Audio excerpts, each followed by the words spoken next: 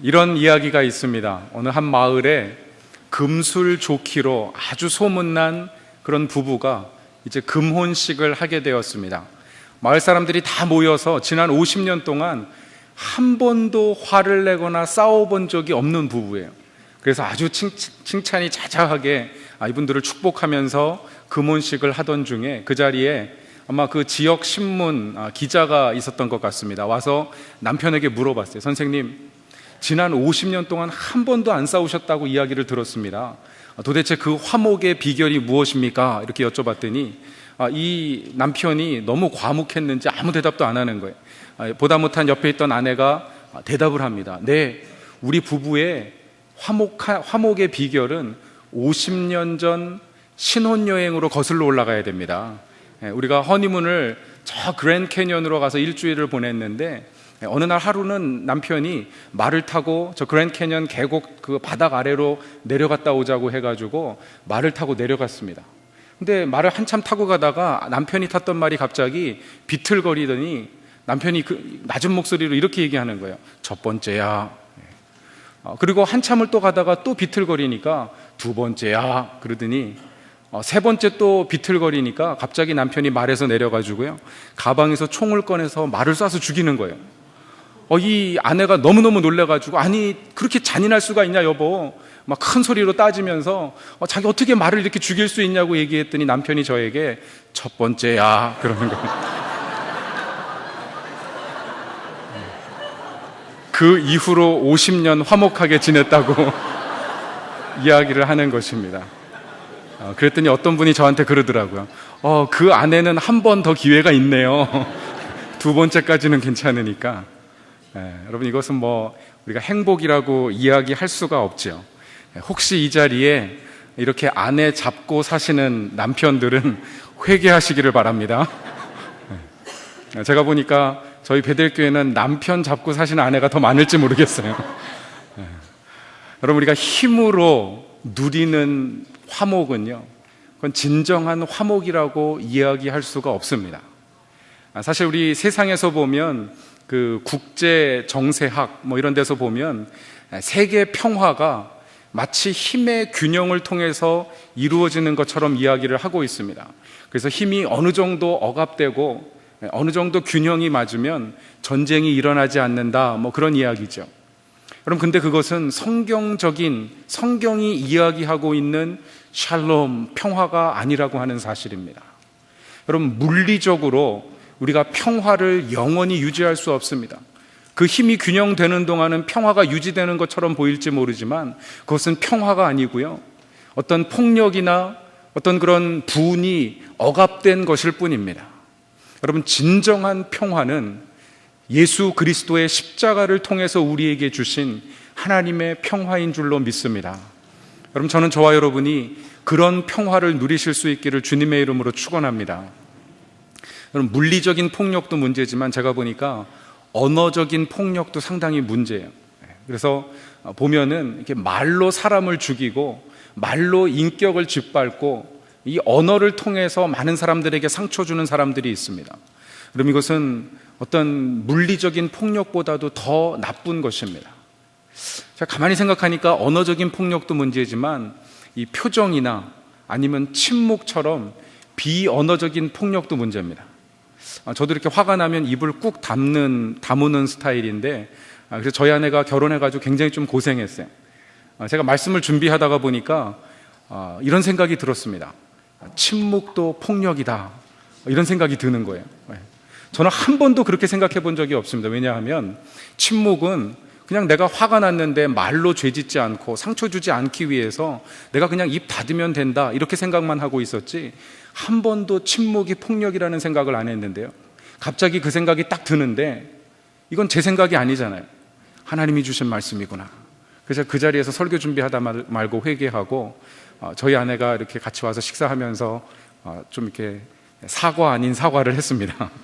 그냥 제가 앞으로 또 침묵 안 하리라는 보장이 없어서 제가 적어도 앞으로는 이게 죄라는 거 알고서 침묵하겠다 이렇게 얘기는 했는데, 여러분, 침묵도 죄입니다. 인격적으로 어떤 폭력을 행사하는 것.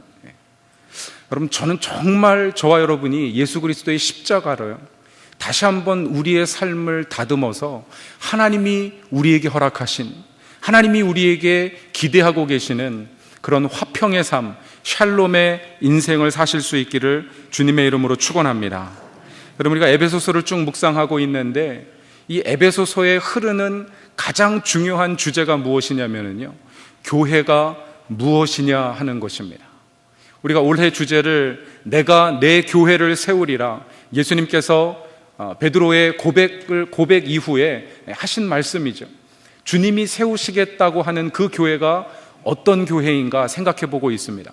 특별히 에베소서를 통해서 이 사도 바울이 에베소 교회 성도들에게 편지하면서 정말 하나님이 계획하신 우리가 교회로서 살아가는 것이 무엇인지를 가르치고 권면하고 있는데, 이 말씀을 통해서 우리는 계속해서 정말 아름다운 교회가 무엇인지를 묵상하고 있습니다.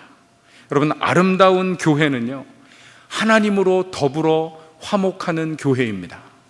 그런데 어떻게 우리가 하나님으로 더불어 화목할 수 있느냐? 도대체 하나님으로 더불어 화목하면서 살아가는 인생이 무엇인지에 관해서 오늘 15절, 16절 말씀에서 사도 바울이 이야기해 주고 있는 것입니다. 여러분, 십자가를 떠나서는요, 우리는 결코 화목의 인생을 살 수 없습니다. 십자가를 떠나서 샬롬이라고 하는 하나님의 그 온전케 하시는 그 평강의 은혜가 우리 삶에 임할 수 없다는 것입니다. 여러분, 오늘 이 시간에 저와 여러분의 심령 깊은 곳에요, 예수 그리스도의 십자가의 의미가 새롭게 새겨질 수 있기를 주님의 이름으로 축원합니다. 그리고 그 십자가를 붙들며 살아갈 때 여러분, 저는 하나님께서 반드시 우리 마음에 평강 주실 뿐만 아니라 우리 가정을 화목하게 하시고 우리 베델교회가 하나님이 원하시는, 하나님이 꿈꾸셨던 그런 화평한 교회가 되게 하실 줄로 믿습니다. 여러분, 과연 우리가 어떻게 이 십자가의 도, 하나님과 화목해 하시는 그 삶을 살아갈 수 있는가? 우리 15절 말씀을 같이 한번 읽겠습니다. 15절 말씀입니다. 시작. 된 계명의 율법을 폐하셨으니 이는 이 둘로 자기 안에서 한 세 사람을 지어 화평하게 하시고. 네. 원래 지난주에 설교가 14절, 15절 설교를 해야 되는데 설교 준비를 토요일 날 딱 마치고 보니까 14절밖에 다루지 못했습니다. 그래서 오늘 부득이하게 15절을 다루게 되었는데, 사도 바울은요 14절, 15절을 통해서 과연 예수 그리스도께서 십자가를 통해서 우리에게 주신 어떤 그 십자가의 능력, 십자가의 은혜가 무엇인가를 여러 방면으로 이야기를 하고 있습니다. 14절에서는 막힌 담을 허셨다, 이 둘로 원수된 것, 그러니까 그 담으로 인해 가지고요 둘이 나누어지고 반목하고 갈등하고 서로 미워하는 그 원인이 되는 담을 허무셨다, 이렇게 이야기하고 있습니다. 여러분, 그 담이 무엇이라고 말씀드렸습니까? 지난주에 죄라고 말씀드렸어요. 우리 안에 있는 죄 때문에 서로 미워하고 갈등하고 상처하는, 용서하지 못하는 그 마음, 그것이 막힌 담인데 그걸 다 허무셨다고 이야기했습니다. 그런데 15절에서는요 사도 바울이 그것을 조금 더 구체적으로 설명하고 있습니다. 도대체 그 죄의 실체가 무엇인지를 설명하고 있습니다. 15절 첫 번째 몇 구절을 보니까 뭐라고 이야기하냐면 법조문으로 된 계명의 율법을 폐하셨다, 이렇게 이야기하고 있어요. 율법을 폐하신 것, 그것이 담을 헌 것이다, 이렇게 설명하는 것입니다. 여러분, 율법 자체가 담은 아니에요. 여러분, 율법이 담이 될 수 없습니다. 율법은 언약이에요. 하나님께서 우리와 약속을 맺으시고 은혜를 베푸시고 하나님이 우리의 하나님 되시겠다고 하는 어떤 약속입니다. 그런데 그 율법을 지키지 못한 죄, 그것이 담이 된다는 거예요. 우리가 하나님을 향해서 그 율법을 지키지 못했기 때문에 하나님과 우리의 관계가 막히는 것입니다. 그래서 선지서는 뭐라고 이야기하냐면 죄가 하나님과 너희 사이를 막았느니라, 막힌 담이 되어버리는 거예요. 여러분, 하나님께서 율법을 주실 때는 어떤 종교적인 율법뿐만 아니라요, 이스라엘 백성들이 한 시민으로서 같은 민족으로서 살아가는 데 필요한 시민법을 주셨습니다. 그런데 그 법을 지키지 않으니까 사회가 분열하는 것입니다. 서로 상처받고 갈등하고 어려움 가운데 놓이게 되는 것입니다. 뿐만 아니라 어떤 윤리적이고 도덕적인 법을 주셨습니다. 그래서 우리가 그것을 도덕법이라고 이야기하는데, 그러면 그런 법을 지키지 않으니까 죄책감으로 갈등하고 또 관계가 깨어지고 또 그 죄로 말미암아서 원수가 되어지는 일들이 우리 가운데 있다고 하는 것입니다. 그런데 주님께서 그 모든 율법을 폐하셨다. 그럼 이게 무슨 말입니까? 왜냐하면 여러분, 이게 이해하기 어려운 이유는 무엇이냐면요, 예수님께서 마태복음 5장 17절에 뭐라고 말씀하셨냐면, 우리 같이 한번 화면을 보고 읽겠습니다. 마태복음 5장 17절 말씀입니다. 시작.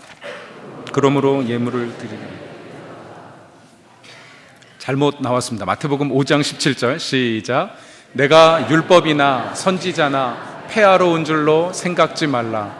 폐하러 온 것이 아니요 완전하게 하려 함이니라. 여러분, 예수님께서는 내가 율법을 폐하러 온 게 아니다, 율법을 완전하게 하러 왔다, 이렇게 말씀하셨는데, 지금 사도 바울은 뭐라 그랬습니까? 법조문으로 된 계명의 율법을 폐하셨으니, 이렇게 이야기하고 있습니다. 아니, 예수님이 폐하지 않으신 것을 왜 사도 바울이 폐했다고 이야기하냐는 것입니다. 여러분, 사실 이 본문을 이해할 수 있는 키는요, 우리가 원어의 의미가 무엇인지를 좀 살펴봐야 됩니다. 우리 한국말로는 둘 다 폐하다 그러니까 이게 같은 의미처럼 보이지만은요, 마태복음 5장 17절에 예수님께서 폐하다라고 사용하시는 단어는 카탈리오라고 하는 단어입니다. 이 카탈리오는 영어로 번역하면 destroy, 완전히 파괴하고 소멸하고 폐기해버리는, 그러니까 예수님은 하나님께서 이스라엘 백성과 맺으신 그 언약의 율법을 완전히 폐기하러 오신 게 아니라는 거예요. 그것을 완성하기 위해서 오셨다고 말씀하고 있는 것입니다. 그럼 재밌는 사실은 이 에베소서 2장 15절에서 사도 바울이 폐하다라고 사용한 단어는요, 그 카탈리오라고 하는 단어와 다른 단어입니다. 카타르게오라고 하는 단어예요. 같이 한번 따라 하시겠습니까? 카타르게오. 네, 카타르게오라고 하는 단어의 의미는 무엇이냐면 효력이 없게 하다, 그런 뜻이에요. powerless, 힘이 없게 만들다. 여러분, 율법은 힘을 가지고 있습니다. 법은 구속력을 가지고 있어요. 그 법을 지키지 않으면 그에 해당하는 죄의 대가를 반드시 치루어야 됩니다. 그것이 법이 가지고 있는 권세예요. 그런데 예수 그리스도께서 이 땅에 오셔서 그 율법이 요구하는 어떤 법의 권세, 죄 지음으로 말미암아서 마땅히 하나님의 공의를 이루기 위해서 우리가 지불해야 될 모든 값을요, 예수님의 십자가의 보혈로 다 갚으셨느니라. 여러분, 그것이 하나님께서 우리에게 주신 은혜라는 것입니다. 여러분, 이것이 십자가의 능력이요, 십자가의 은혜인 줄 믿습니다. 다 갚아주신 거예요. 그러니까 그 율법의 파워, 율법의 권세를 다 무효화시켰다는 것입니다. 법은 여전히 있지만 그 법이 요구하는 모든 값을 예수님 다 지불하셨다는 이야기를 오늘 사도 바울이 하고 있는 것입니다. 여러분, 저는 저와 여러분의 모든 죄를 예수님께서 십자가에서 다 갚아주심으로 말미암아서요, 더 이상 우리에게 정죄함이 없는 줄로 믿습니다. 이게 사도 바울이 로마서 8장 1절 2절 말씀에서 이야기하는 것입니다. 같이 한번 읽겠습니다. 로마서 8장 1, 2절 말씀입니다. 시작. 그러므로 이제 그리스도 예수 안에 있는 자에게는 결코 정죄함이 없나니 이는 그리스도 예수 안에 있는 생명의 성령의 법이 죄와 사망의 법에서 너를 해방하였음이니라. 여러분, 이 말을 오해하면은요, 그래, 예수님께서 내 죄의 값을 다 갚아주셨고 이제 우리에게는 정죄함이 없으니까 죄책감도 느낄 필요 없어, 이제 마음대로 죄 지어도 괜찮아, 왜냐면 주님이 다 갚아주셨으니까. 여러분, 이런 생각을 하는 분 아무도 안 계시겠죠? 그건 뻔뻔한 신앙입니다. 여러분, 그런 말씀하고 있는 게 아니에요. 여러분, 예전에는 하나님께서 율법을 통해서 율법이 요구하는 의로운 삶을 살도록 부르셨습니다. 그런데 그 의는 하나님께서 다 이루어 주셨지만 십자가의 보혈로, 그 십자가의 은혜, 그 십자가가 우리에게 주시는 능력으로 이제는 하나님이 요구하시는 십자가의 도를 살아가라고 부르신 것입니다.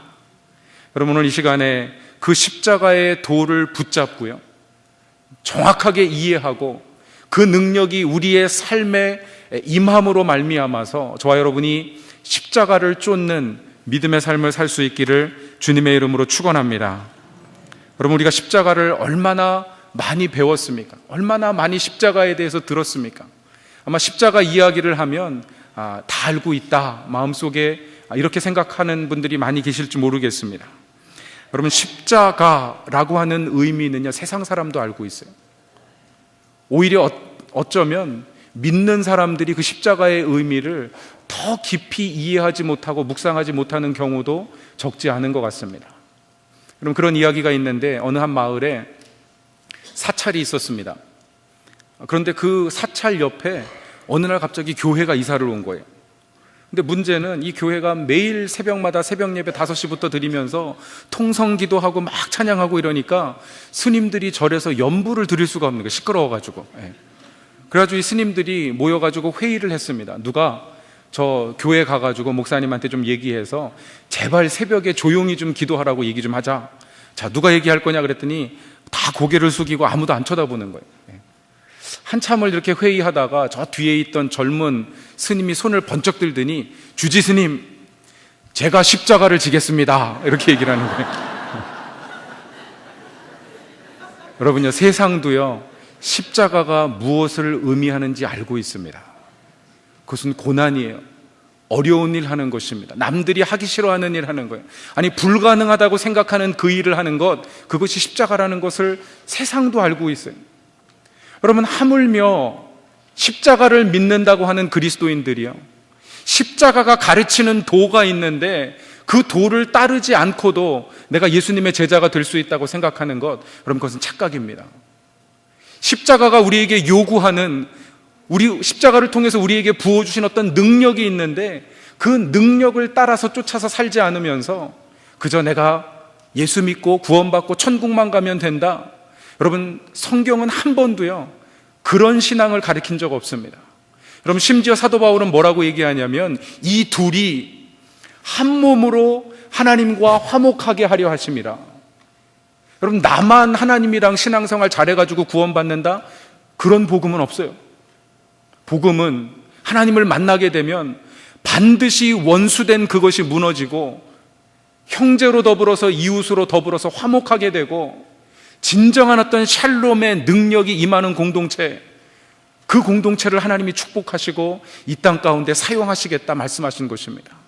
여러분, 저는 우리 베델교회가 그런 샬롬의 공동체 될 수 있기를 주님의 이름으로 축원합니다. 여러분의 삶이 그런 샬롬의 능력으로 충만한 인생이 될 수 있기를 주님의 이름으로 축복합니다. 그럼 그러면은요, 우리가 가는 곳마다 그런 역사가 일어나는 거예요. 하나님이 우리를 화평케 하는 직분을 주셨는데, 여러분, 그런 화목한 역사가 일어나는 것입니다.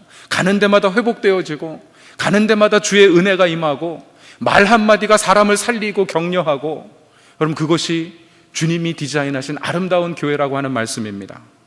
여러분, 어떻게 우리가 이 십자가의 도를 붙잡을 것인가? 여러분, 고린도전서 1장 18절 말씀해 보니까 사도 바울이 십자가의 도에 대해서 이렇게 이야기를 하고 있습니다. 우리 같이 읽겠습니다. 시작. 십자가의 도가 멸망하는 자들에게는 미련한 것이요 구원을 받는 우리에게는 하나님의 능력이라. 십자가의 도가 멸망하는 자들에게는 미련한 것이요, 이렇게 이야기하고 있습니다. 그럼 사도 바울이 고린도 교회 편지를 쓰는 이유가 몇 가지가 있는데, 그 중에 하나가 이 고린도 교회가 갈등과 어떤 분쟁으로 분열하고 있는 그런 모습을 보여줬습니다. 그래서 어떤 사람들은요, 나는 바울파다, 이렇게 얘기하는 거예요. 나는 게바파다, 베드로파라고 이야기합니다. 어떤 사람은 아볼로파다.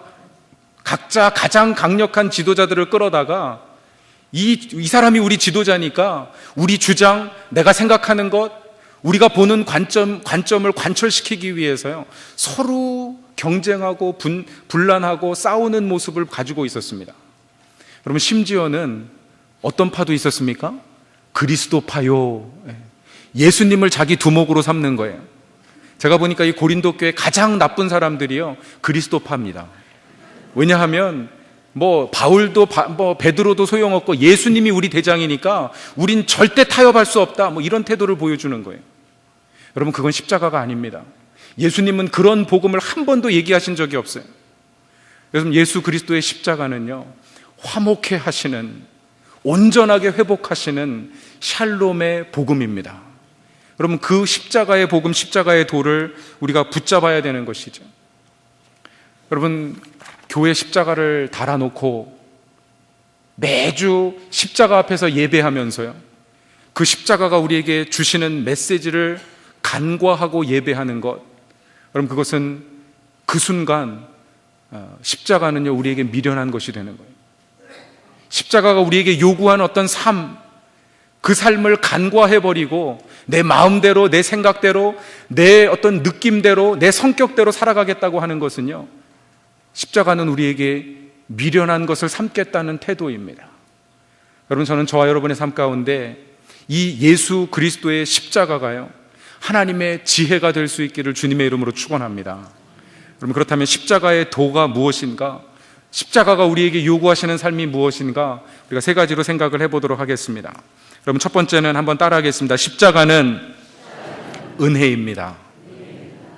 여러분, 십자가는 은혜입니다. 십자가는 하나님과 원수된, 죄로 인해서 원수된 그 모든 것을 소멸하시는 하나님의 은혜입니다. 값없이 우리에게 주신 은혜입니다. 그럼 그 은혜의 풍성함을 느껴야 우리가 십자가의 어떤 정신, 십자가의 삶을 살아갈 수 있는 것입니다. 여러분, 문제는 우리가 머릿속으로는 십자가를 너무 많이 알고 있지만, 우리의 죄를 사하시는 그 은혜를 잘 알고 있지만, 때로는 우리가 생각하고 우리가 느끼는 그 은혜의 풍성함이라고 하는 게요, 고작 내가 죄 지은 만큼, 하나님이 나를 용서해 주신 만큼이 하나님의 은혜라고 착각하는 경우가 많이 있습니다.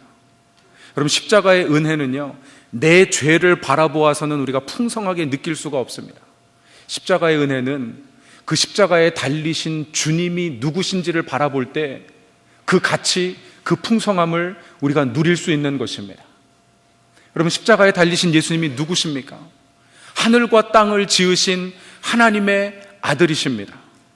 여러분, 골로새서 1장에 보면 사도 바울이 뭐라고 얘기하냐면, 만물이 그에게로부터 났고 만물이 그로 말미암았으니, 여러분, 예수 그리스도께서 이미 창세 전부터 하나님과 함께 계셨고, 하나님과 함께 그 창조의 행위에 참여하신 창조의 주라는 사실을 얘기해 주고 있습니다. 그럼 그 하나님이 십자가에 달리셨다는 거예요. 저와 여러분의 죄를 위해서. 그럼 그 은혜의 값은요, 이 땅의 모든 인류의 죄값을 다 지불하고도 넉넉히 남음이 있는 줄로 믿습니다. 그럼 그 은혜를 바라보라는 거예요. 그럼 그 은혜를 깨닫지 못하니까 여러분, 우리 삶에 진정한 용서의 능력이 나오지 않는 것입니다. 여러분, 두 번째 십자가의 도는 같이 한번 따라하겠습니다. 십자가는 능력입니다. 여러분, 십자가는 우리의 삶에 하나님이 주신 은혜인데요, 그 은혜를 바로 깨달을 때 우리의 삶에 어떤 그 증거가 나타나냐면 십자가의 능력이 나타납니다. 여러분, 십자가의 능력이 뭐냐면 용서의 능력이에요.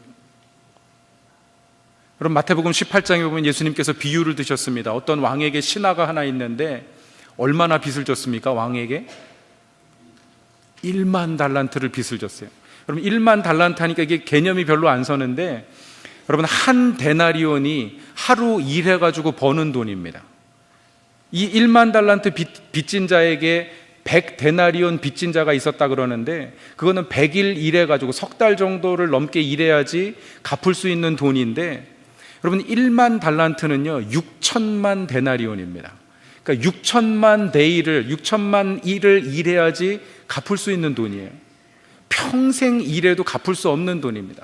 어떤 학자가 이걸 계산을 해가지고 환산을 해봤더니 약 한 3조억 정도 되는 돈이다, 이렇게 계산을 하는데, 그러니까 천문학적인, 도대체 저는 그 왕이 그 돈이 어디서 났으며 그 신하가 그만한 돈을 왜 빌렸냐고 저에게 묻지 마십시오.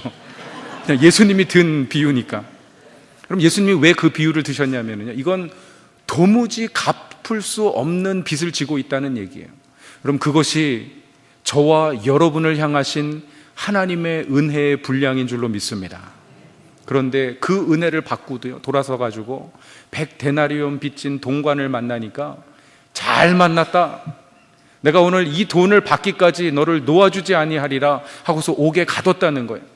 여러분, 100데나리온 빚진 사람은요, 아마 하루하루 먹을 것이 없어서 빌렸는지 모르겠습니다. 그런 사람은 밖에 나가서 일해야지 돈을 갚을 수 있을 텐데, 나가서 100일 동안 일하라고 해도 모자랄 판에 감옥에 가뒀다는 얘기는요, 이건 정말 잔인한 행위를 얘기하는 거예요. 우리에게 어떤 죄를 짓고 우리에게 상처를 준 어떤 사람이 있는데 서로 화해하고 용서하고 회복해야 되는데 아예 그 회복할 기회도 안 주는 것, 그럼 그런 태도를 얘기하는 것입니다. 아예 단절해버리고 침묵해버리고 사과도 받지 않겠다는 거예요. 여러분, 그건 십자가의 정신이 아니라는 것입니다.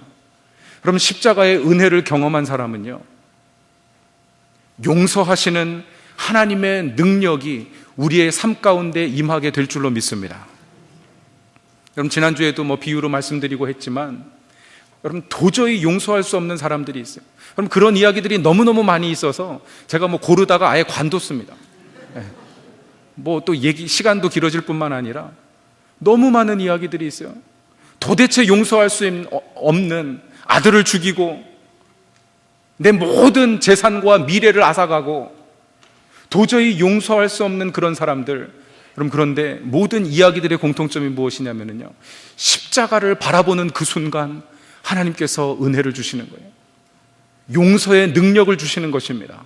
그래서 그 관계가 예전에는 분노와 어떤 원망과 갈등과 저주의 관계였는데 그것이 샬롬의 관계로 변하는 것입니다. 여러분, 저는 저와 여러분의 삶에 그런 능력이 임할 수 있기를 주님의 이름으로 축원합니다. 만약 우리의 마음속에요, 내가 용서할 수 없는 어떤 사람, 내가 도대체 회복하고 싶지 않은 어떤 관계, 여러분, 그런 것이 우리 마음 어떤 한 곳에 자리 잡고 있다면요, 여러분, 십자가를 바라보실 수 있기를 주님의 이름으로 축원합니다. 왜냐하면 십자가는 능력이기 때문에 그렇습니다. 십자가를 바라보는 순간 하나님께서 우리가 능히 감당할 만한 능력을 주실 뿐만 아니라 세상이 이해할 수 없는, 세상 사람들이 바라볼 때는 그건 미련한 생각이고 미련한 판단이라고 이야기할 만한 어떤 그런 회복과 치유와 온전케 하시는 능력을 경험할 수 있기 때문에 그렇습니다. 여러분, 저는 저와 여러분의 삶 가운데 그런 간증이 있기를 주님의 이름으로 축원합니다. 그럼 그런 간증이 있으면은요, 언제든지 교회 사무실 찾아오셔서 저랑 좀 만나서 저는 그런 간증을 듣고 싶어요. 하나님도 듣고 싶으실 것입니다. 여러분, 세 번째로 같이 한번 따라하겠습니다. 십자가는 샬롬입니다. 마태복음 5장 23절 24절에 보니까 아까 잘못 나왔던 구절이죠. 그러므로 너희가 예물을 제단에 드리려다가, 같이 한번 읽겠습니다. 시작. 그러므로 예물을 제단에 드리려다가 거기서 내 형제에게 원망 들을 만한 일이 있는 것이 생각나거든 예물을 제단 앞에 두고 가서 형제와 화목하고 그 후에 와서 예물을 드리라. 아멘. 여러분, 이게 세상 사람들이 볼 때는요, 세상적인 관점으로 바라보면 이건 미련한 일이에요. 어리석은 일입니다. 아니, 거룩한 예배를 드리다가 여러분, 예배 드리는 여러분에게 만약에 그런 관계가 생각나면 예배 중단하시고 자, 일어나서 이제 각자 집으로 돌아가셔서 다 해결하고 이따가 3시에 나와서 예배 다시 드리겠습니다. 아마 그러면 어떻게 될지 모르겠어요, 저도. 여러분, 그런데 이게 주님의 말씀입니다. 이게 십자가의 능력이에요. 여러분, 십자가는 화목해 하시는 하나님의 은혜요, 하나님의 능력인 줄로 믿습니다. 샬롬을 가져오는, 그래서 16절 말씀해 보니까 이렇게 이야기합니다. 또 십자가로, 16절 말씀 같이 한번 읽겠습니다. 시작. 또 십자가로 이 둘을 한 몸으로 하나님과 화목하게 하려 하심이라. 원수된 것을 십자가로 소멸하시고, 원수된 것을 십자가로 다 소멸하셨다 이야기를 하고 있어요. 여러분, 용서는 내가 하는 게 아닙니다. 내가 하려니까 힘든 거예요. 그러니까 어떤 마음을 먹냐면, 지가 와서 나한테 사과해야지 내가 용서하지, 이런 생각을 하는 거예요. 여러분, 용서는 상대방이 와서 사과해서 용서하는 게 아니고요. 그건 세상이 가르치는 용서예요. 십자가가 가르치는 용서는요, 예수님이 그 십자가에서 모든 값을 다 지불하셨다는 거예요. 근데 우리는 어떻게 생각하냐면 내 죄값은 지불하셨지만 저 사람의 죄값은 아직 지불 안 하셨다는 거예요. 그러니까 나한테 와서 사과해야지 내가 용서하겠다는 겁니다. 여러분, 십자가의 주님을 바로 깨닫고 바라보실 수 있기를 주님의 이름으로 축원합니다. 예수님이 다 갚아주셨습니다.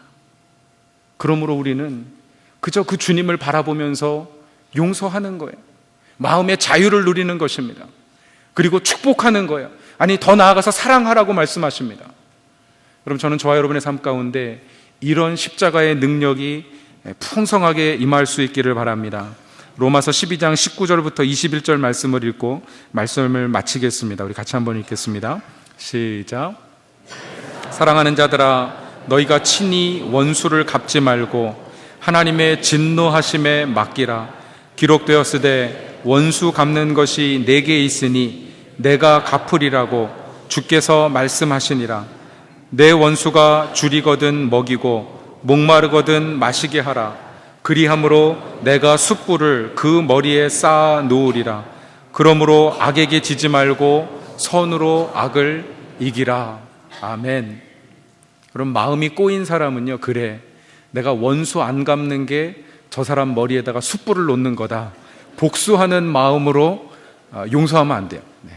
그럼 그건 성경이 가르치는 어떤 메시지가 아닙니다. 여러분, 주님이 다 갚으셨기 때문에 나는 그저 십자가를 바라보면서 그 죄의 값을 그에게 맡기는 거예요. 저가 예수 그리스도의 십자가를 보고 회개하면 용서받을 것이요, 그렇지 않으면 하나님께서 그 죄값을 물으실 텐데 내가 그 일의 어떤 주관자가 되지 말라는 것입니다. 하나님께서 책임지시도록. 그럼 저는 저와 여러분이 이러한 마음으로 또 넉넉한 그 십자가의 은혜와 능력으로 용서하는 삶을 사실 수 있기를 주님의 이름으로 축원합니다.